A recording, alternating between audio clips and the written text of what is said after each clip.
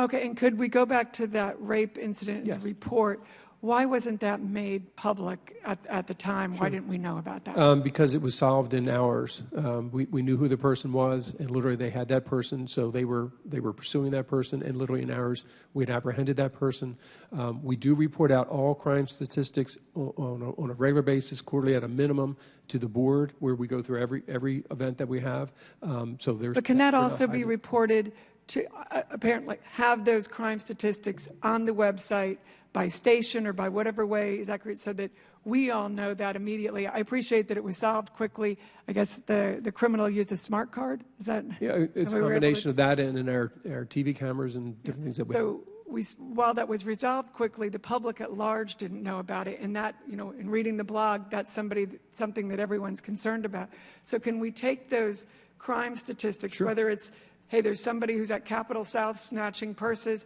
I understand cell phones being stolen are one of the most common things that happen at the stations, because people are there looking at them, they aren't paying attention. Someone snatches it, runs out the door.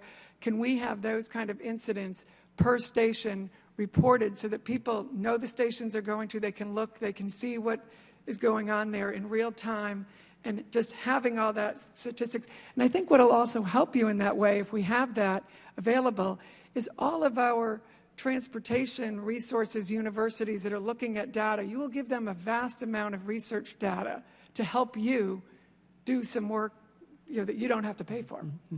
No, we will provide that type of data. I think we have to put in context of, we're just part of the community, and a lot of these things happen around us. Sometimes they happen on our property, and sometimes they don't. So I think, if someone's stealing someone's camera, happens just as likely outside of our station as inside of our stations. But I just think the information is power for the customers. As you've heard, people are becoming more afraid to use it. I wanted to mention, in addition to our costs being higher, 120 to 150%, are you confident you can bring those costs down in the upcoming negotiations? We will. We've started negotiations. Obviously, we've made a commitment to do that at the table. We are focusing on both wage, pension, health benefits, and work rules.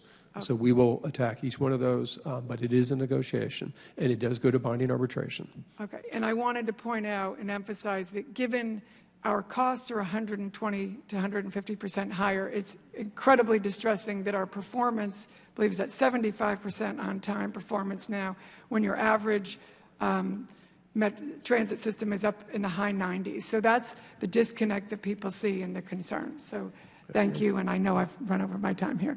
I now recognize Ms. Estee for 5 minutes.